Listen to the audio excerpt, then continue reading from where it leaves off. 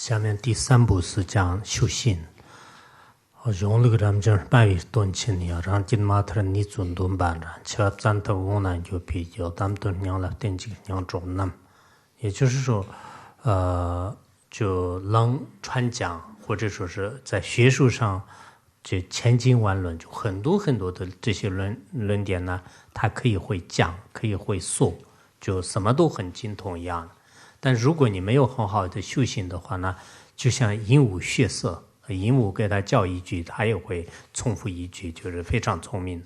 但实际上呢，就根本没有把这个所听到和所思维的东西呢，就是自己去信用。所以呢，一旦就是你如果出现一些突然的死亡的话呢，可能非常可怜的，就是没有修行好，来世呢也很痛苦的。所以呢，自己所得到的这些教研呢，一定要修行啊！我看到我都经常去一些大学，有些大学教授呢，他一辈子研究，但是呢从来不修行，就所以包括我这次去什么这个牛津啊，就是剑桥啊，就是他们的有些老师的学问很不错，我很佩服的。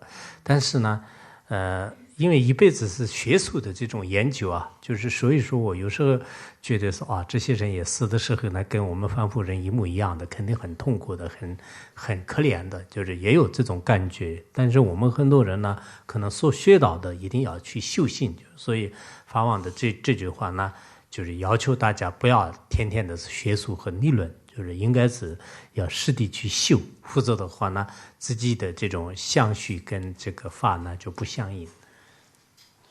And so the 8th verse is about meditation.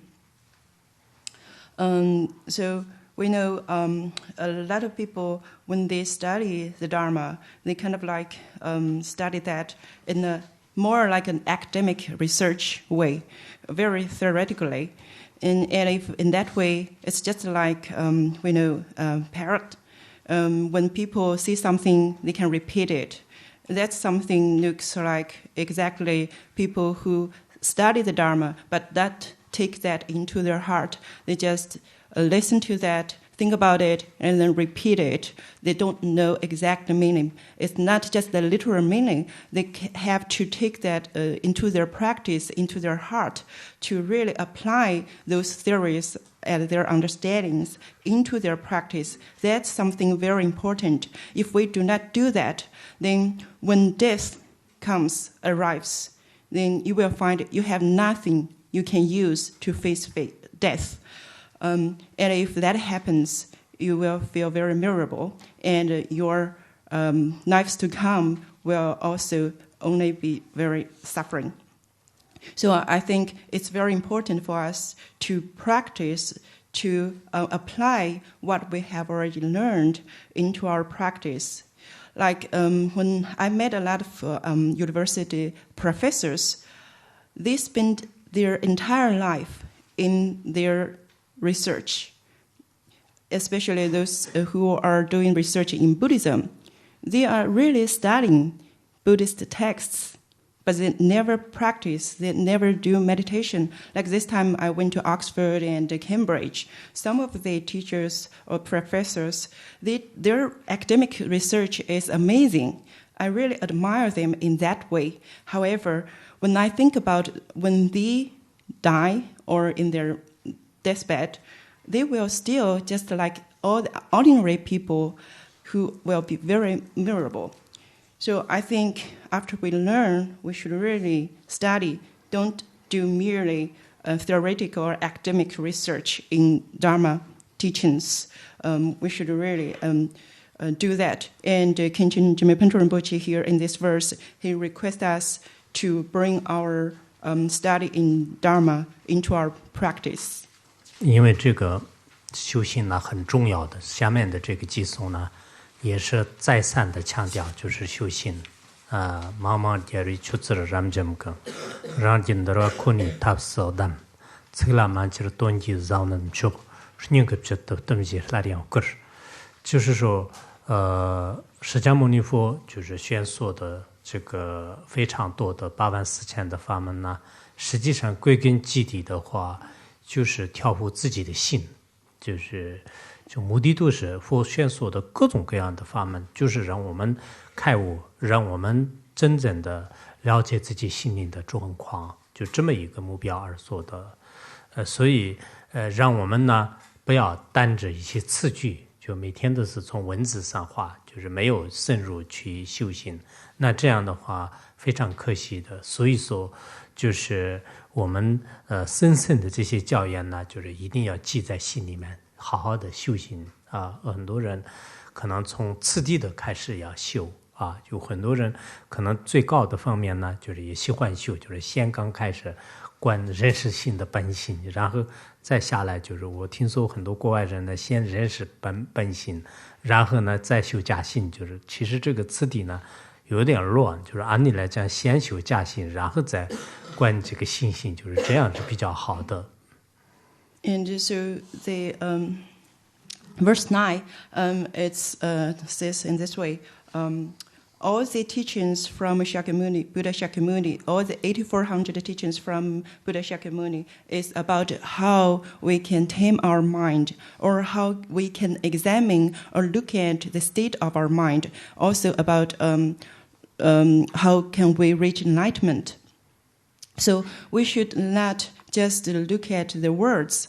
We should not stay on the level of words. We should really use the teachings to do our practice.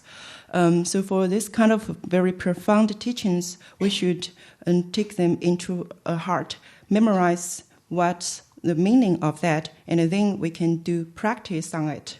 I heard that in Western countries, a lot of people will start to do the practice of realizing the nature of our mind first, and then they do the preliminary practice.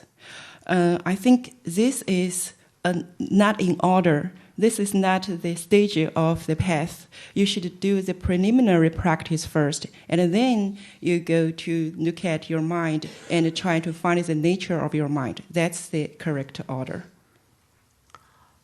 下面是因为前面就是整个次第吧，就是他讲的基础。下面是真正的修行，怎么修行呢？下面这个修行光说，因为他这里讲闻思修，那这个修行的方法呢，下面就是前心、真心、后心，就这样来修，就是修无上大圆满的话。那么修前心的时候呢，就我们按照普贤上师言教。华智仁波切的出现上是言教，那修人生难得寿命无常，轮回的过患和业因果，然后修不共加性的时候呢，修皈依啊、发心啊，修这个百字明啊，就是等等，就是这样来修行，这叫做不共加性。And so after he talked about or emphasized how important practice or meditation is, then he started to tell us how should we do our practice. And so here it says, maybe the following verses will talk about the preliminary practice and the actual practice and also the concluding practice, which including the great perfection. And in Patrul Rinpoche's words of my perfect teacher, it also have this kind of order or stage of path. And here maybe the outer practice, including the four thoughts which kind of turn your mind onto the path, which include our human existence is very difficult to obtain, and also the impermanence of our life, something like that, and also the inner part of the practice, including taking refuge, generating bodhicitta, and reciting the 100-syllable mantra. 下面是人生难得，你个点的恶动个然着，诺人本来特别端正。端亲，等着现在你不是，等着现在你个端亲的嘛，这了嘛也去，是吧？我以前能背，现在忘了。그래서你个点的恶动个然着，诺人本来特别端正的，去年的这现在你个端亲的嘛，这了嘛也去，我给你们背靠就意思就是说，我们的人生呢，就像是昙花一现，就是非常非常的难得。昙花呢，就是很难以这个现在世间。那么它的价值呢，就是胜过这个10万个这个珍宝。以后呢，这样的人生是非常难得的。所以我们现在拥有这样的下面难得的时候呢，大家不要散乱，不要懈怠，不要天天睡懒觉。不要认为是英国的天气不好，一定要睡好，就是下午4点钟就开始一直睡，就是说是夏天什么就过一段时间，就是因为夏天下午4点就太阳没有了，所以就一直睡到第二天8、9点钟，这样就不太好，不然人生那么难得，就好好的上班，好好的修行，就是不要太懈怠，就是意思是让我们好好的修行。And so verse 11 is about the difficulty. That's verse 10. Verse 10. Verse 10 is about the difficulty of obtaining this human existence.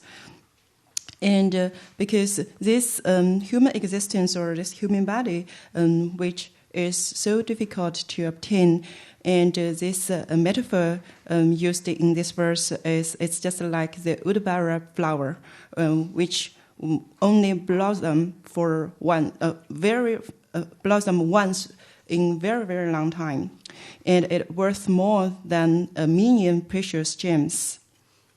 So here we should really think about how difficult it is for us to have this human body we already have now.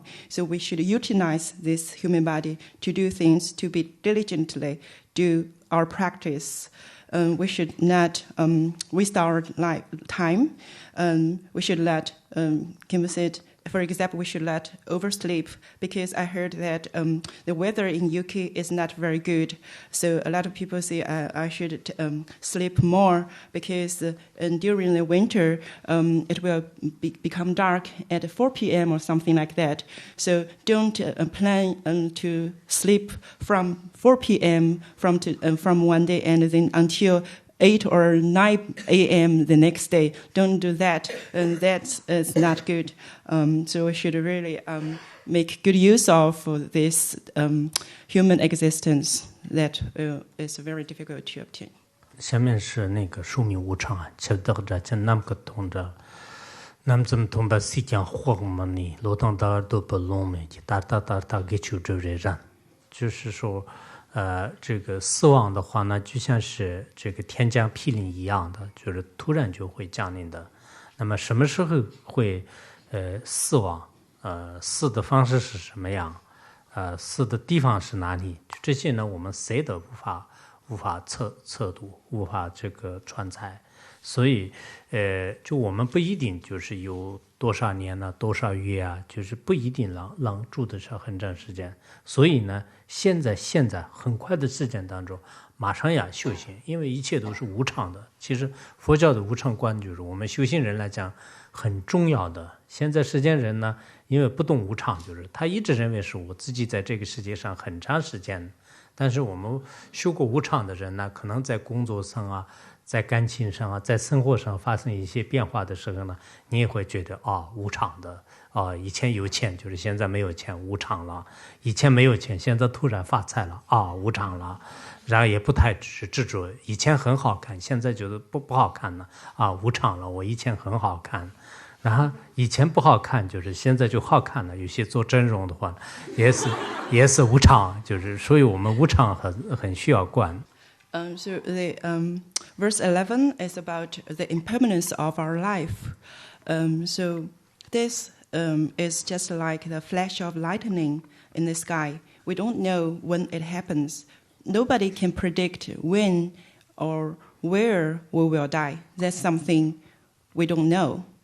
So we should not delay our practice, because we don't know how long we can stay in this world, or how long our life can be.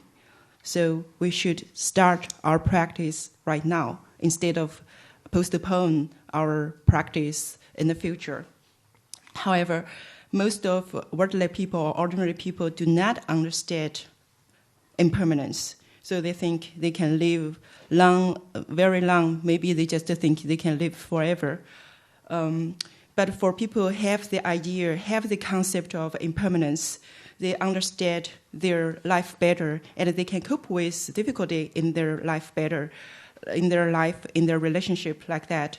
So because they know impermanence is something we cannot avoid, so when a rich person become poor, he will say, oh, because it is impermanent, so it's okay. And if this person, a poor person, become rich, and they will just accept this as something normal because it's impermanent. Or maybe someone who is good-looking become bad-looking, or from bad-looking to good-looking, especially someone take cosmetic surgery like that. It's all about impermanence. So if we study the Dharma and understand impermanence, we can have a much better way to cope with the impermanence in our life. 下面是讲的是什么？刚才索教仁波切说汉地的性格跟那个西方人有什么不同？然后刚才我说的有些话，汉族人就是笑的哈哈，就西方人好像什么都没有感觉。So Khenpo said just now, Sogyal Rinpoche and Khenpo talked on their phone, and Sogyal Rinpoche asked Khenpo, so what do you think is the difference between Chinese people and Western people? Just now I don't know what to say, but now I know, because when I say the same thing, Chinese people will laugh loudly, while Western people will just maybe smile or even do not laugh. 下面是夜因果离经这位去么子，那么多的在表上面，大概的让我有听的，人个让你里那谁就，那么我们终身塑造的业呢，永远也不会耗尽的。一旦这个因缘成熟的时候呢，谁也没办法改变的。所以我们现在自由自在的时候呢，一定要不要欺骗自己，不要造恶业。如果自己造恶业的话，谁也救不了。就像关在监狱里面的话呢，可能谁也没办法的；堕到地狱当中的话，谁也没办法的。所以这个相信业因果是佛教当中非常重要的一环。So verse 12 is about the law of cause and effect, or karma. So when we see karma, we also see that like action. And when we already conducted an action or commit some misdeeds, this misdeeds or this karma will not exhaust by itself. So if you already conducted that, then the effect will be bound come out. You have to suffer that. You have to experience the effect of that action.